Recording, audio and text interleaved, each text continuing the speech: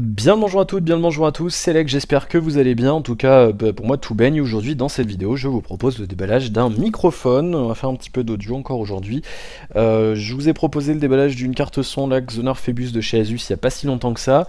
Et aujourd'hui donc, il y a des choses qui vibrent sur le bureau. Aujourd'hui donc un microphone qui n'a rien à voir justement avec cette carte son tout simplement parce que c'est un micro qui fonctionne en USB. Et au cas où vous ne le sachiez pas, ça ne sert à rien du tout d'acheter une carte son si jamais vous achetez un micro qui fonctionne en USB, tout simplement, puisque le son ne sera pas traité par votre carte son, donc ça ne sert à rien. Bien, vous le savez sans doute par rapport au titre de la vidéo, j'ai choisi le Yeti de chez Blue, que voici, que voilà. Je vais vous montrer rapidement l'emballage. Bel emballage, hein. Je sais que le micro est assez imposant, donc un emballage bien sympa. Je l'ai pris chez Amazon. On va voir comment ça se passe pour le déballage. Est-ce que c'est facile ou pas? Est-ce que la boîte est bien ou pas? Bien. Je l'ai pris chez Amazon donc pour 109 euros, je crois, un petit peu plus de 109 euros. J'avais un petit chèque cadeau, donc il est à 119 euros. Je l'ai pris en version Platinum.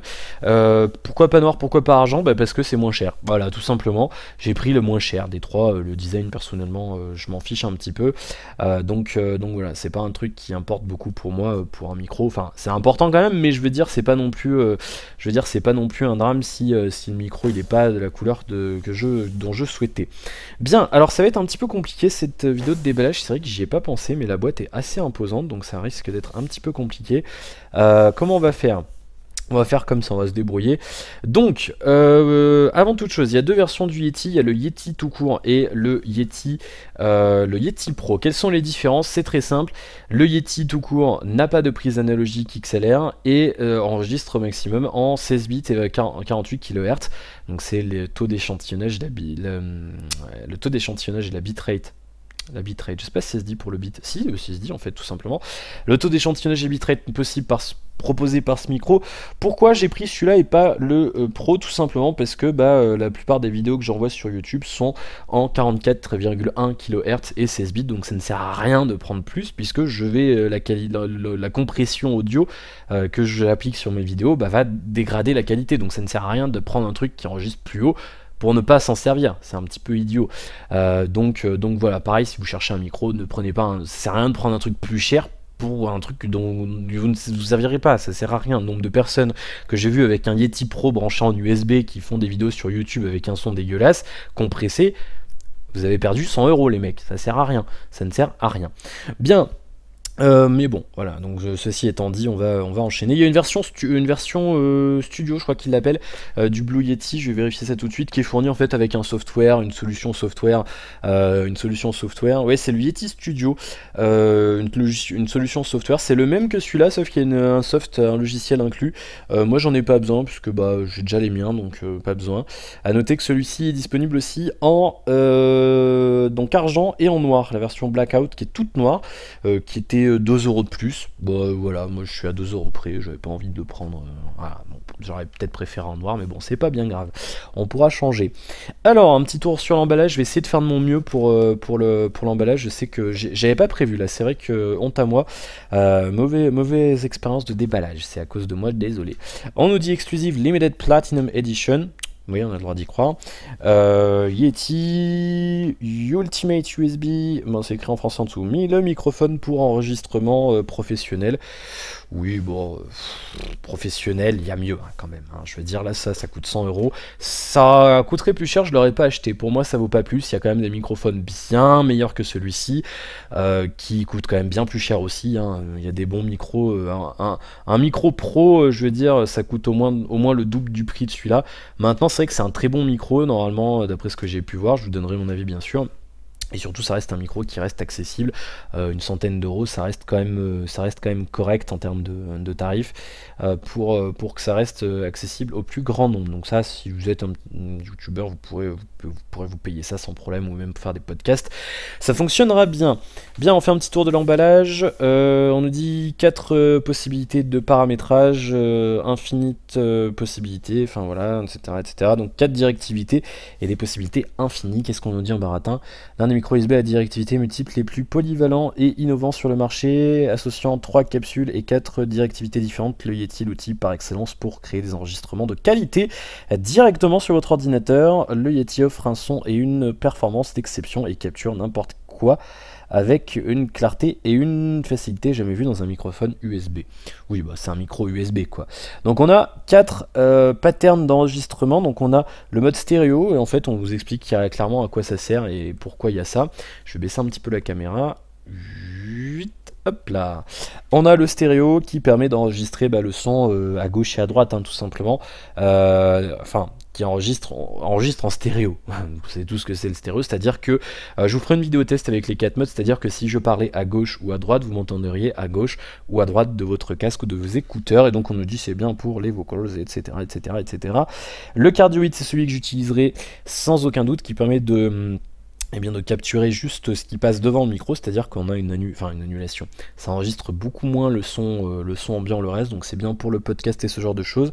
On a un mode, qu'est-ce que c'est? C'est omnidirectionnel, exactement, qui enregistre absolument tout, et un mode bidirectionnel qui est bien pour les interviews ou ce genre de choses, ou pour les duos musicaux. Si vous chantez avec quelqu'un d'autre, eh bien ça sera parfait. Voilà, bien. Donc c'est pas mal, ça me permettra aussi de capter, j'ai d'autres projets de son, donc ça me permettra aussi d'enregistrer des sons d'environnement et ce genre de choses en stéréo, ça c'est plutôt pas mal. On nous montre un petit peu ce qui se passe dans le micro ici, voilà, on a donc les 3 capsules, on a quoi d'autre? On a un bouton mute, on reviendra dessus dans un instant. On a une petite un curseur, un potard, c'est pas un potard mais j'ai plus le nom du truc circulaire. Bon, en tout cas un réglage pour le gain du microphone. On a un réglage pour les 4 systèmes de directivité. On a de l'autre côté donc le bouton mute, on a un bouton de master volume pour régler le volume de sortie de la prise jack qui est sous le micro, qui vous permet d'avoir un retour en temps réel de votre voix, ce qui est super important pour contrôler votre voix, et c'est très difficile de travailler sans. C'est pour ça que moi j'ai du mal aussi, et c'est pour ça que je garde une oreille en moins sur mon casque, parce que je ne m'entends pas sinon, vu qu'il y a toujours un petit délai très court, il y a un délai très court, c'est quelques dizaines de millisecondes, mais c'est impossible de travailler avec ça. C'est pour ça qu'en radio on a aussi un retour en temps réel de notre voix, et c'est super important, sinon c'est très difficile de bosser avec. Bien entendu un port micro USB, mini jack USB ils nous disent eux, d'accord. Et on a bien sûr un point de montage standard pour monter le micro sur un pied ou une perche ou ce que vous voulez, et bien entendu une base, ils nous disent que c'est une base de fixation avec quoi? J'arrive pas à lire d'ici. Avec passage de câble. Exactement. Câble USB fourni, c'est important, et ça fonctionne sur PC et Mac et sans aucun doute sous Linux. C'est un pilote tout à fait standard. Sur le dessus de la boîte, on a un Yeti et un microphone, rien de particulier.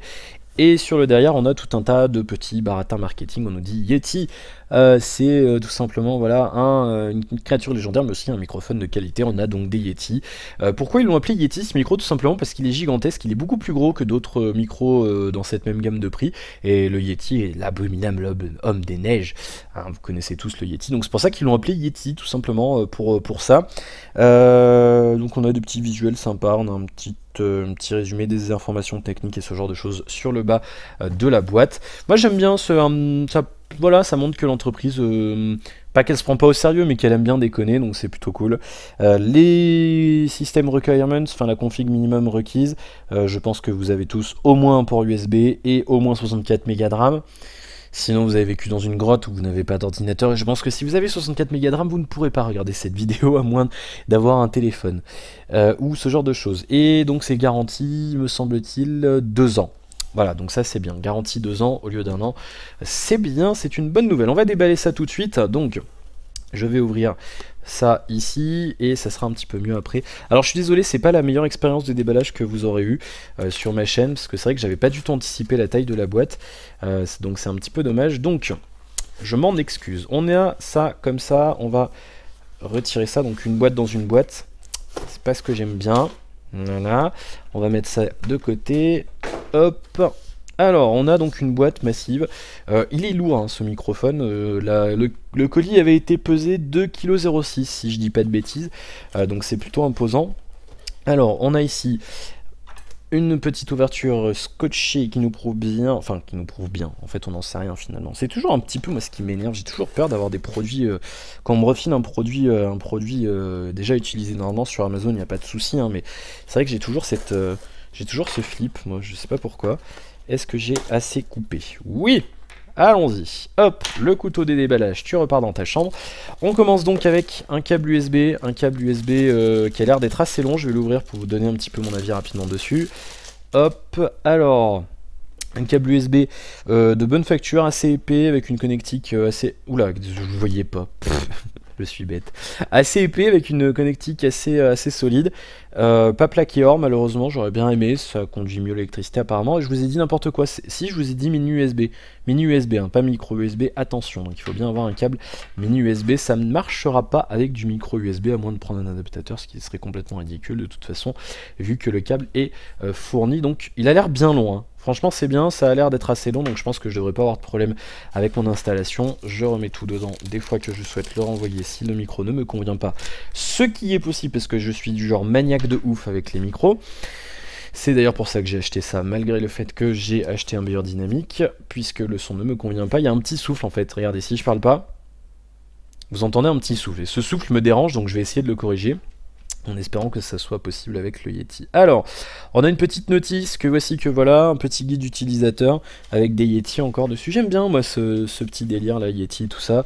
Qu'est-ce qu'on nous dit? Bravo pour votre achat. Il n'y a pas en français? Non? En français, derrière? Ou non? Et c'est pas écrit en français, c'est quoi Ah si, là, regardez. Voilà, on y va. Tu ouvres, voilà. Bravo pour l'achat de votre Yeti, nanana, le plus polyvalent et innovant. Le Yeti dispose d'un convertisseur analogique numérique de qualité performante, nanana. Donc ça c'est tout un baratin marketing qui ne vous intéressera sans doute pas. Ça aurait été marrant de le lire, mais je vous avoue que j'ai pas bien le temps et surtout j'y vois pas grand chose sur cette police d'écriture. Donc vous arrivez sans doute mieux à y lire que moi. Gain du microphone, le logo Blue. Oui, ok. Alors le logo indique la vente du microphone. Très bien. Vis de fixation. Bouton mute, contrôle du volume du casque, sortie casque, sortie USB. Bien, on a tout un tas d'informations, comment ça marche sur Windows, etc. Et on vous donne le rappel des différents types de directivité du micro.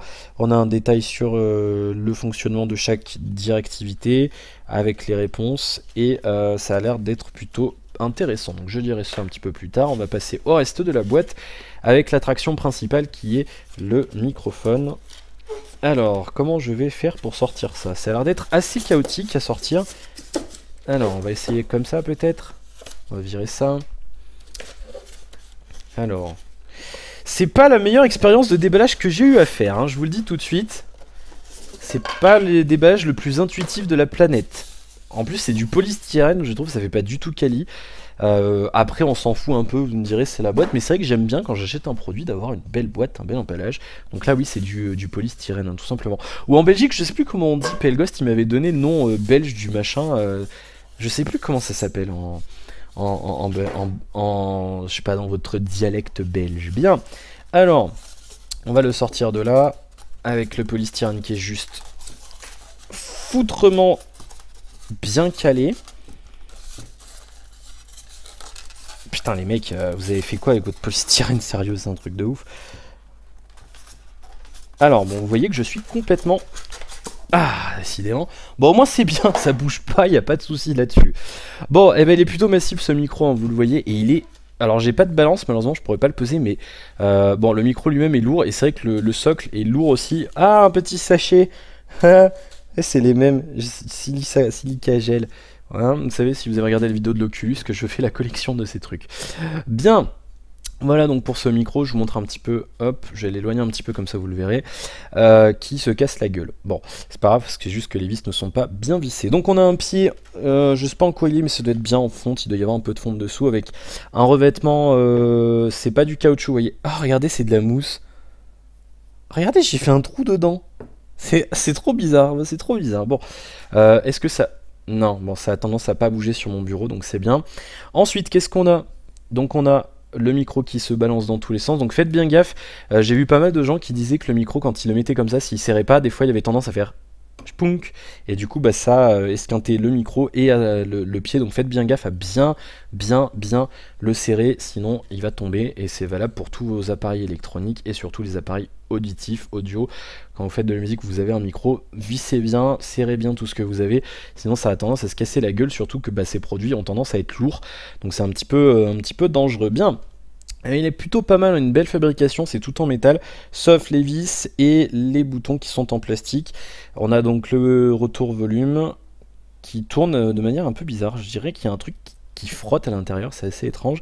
Le bouton mute, ouais, un petit peu de jeu, c'est pas un drame, mais c'est pas super bien non plus. Là, on a le gain du micro, pareil, on dirait que ça frotte à l'intérieur. Je sais pas si vous l'entendrez, écoutez. Ouais, je sais pas si vous l'avez entendu, je pense que oui. Il y a un truc qui frotte, et là donc on a le réglage des différents types de directivité juste ici, donc qui permettra de changer la manière d'enregistrer le son via ce micro. Un pied pas mal qui laisse passer le. Alors du coup je vois pas le truc en face. Un pied pas mal qui permet de laisser passer les câbles, et le câblage, je vous le montre, il est ici. Le cul du micro avec le point de montage au format standard, hein, traditionnel, donc ça devrait se monter sur n'importe quel truc que vous pouvez trouver dans le commerce. C'est un standard normalement, ça, sur les micros et ce genre de choses. C'est quelque chose de standardisé. J'ai plus le nom exact, mais c'est un nom particulier, et c'est un point de montage tout à fait traditionnel. On a le port mini USB ici qui permettra de l'alimenter, de le relier à votre ordinateur et de transférer les données. Et une prise jack 3.5, donc du mini jack, pour avoir le retour temps réel sur vos oreilles. Donc le micro se met comme ça devant vous. Voilà, là il est à l'avant. Et donc il est prêt à enregistrer du son, enfin il sera prêt quand je l'aurai branché. A noter que cette partie-là, là juste ici, cette partie-là, je sais pas si c'est du plastique ou du métal, à confirmer, je n'en sais rien. Mais sinon le micro semble de bonne qualité, le pied est bien solide, c'est bien stable, ça bouge pas. C'est plutôt pas mal, on est bien niveau quali. Je regrette un petit peu le plastique sur les roulettes et sur les vis, sur les molettes et sur les vis et sur le bouton. C'est un petit peu dommage, sinon ouais, le logo est en métal aussi.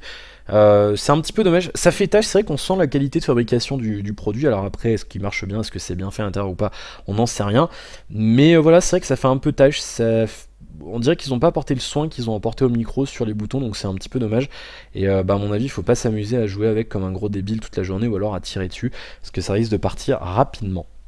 Bien, voilà, je pense qu'on a fait le tour, et surtout le truc intéressant, ça sera de voir comment ça rend en termes de son. Et bien voilà, nous avons terminé cette vidéo, j'espère que ça vous aura plu, n'hésitez pas à me laisser vos commentaires dans la vidéo sur le site alexavec2x.fr, et puis c'est tout. Voilà, je vous retrouverai très bientôt pour une vidéo dédiée au test sonore de ce micro, et normalement vous m'entendrez très bientôt. Normalement la vidéo qui suivra celle-ci, vous devriez m'entendre avec le son de ce micro. Bien, merci d'avoir regardé cette vidéo, je vous donne rendez-vous à très bientôt pour de nouvelles aventures. Ce n'était pas français, mais vous avez bien compris ce que je voulais dire. À la prochaine, salut à tous, merci, ciao.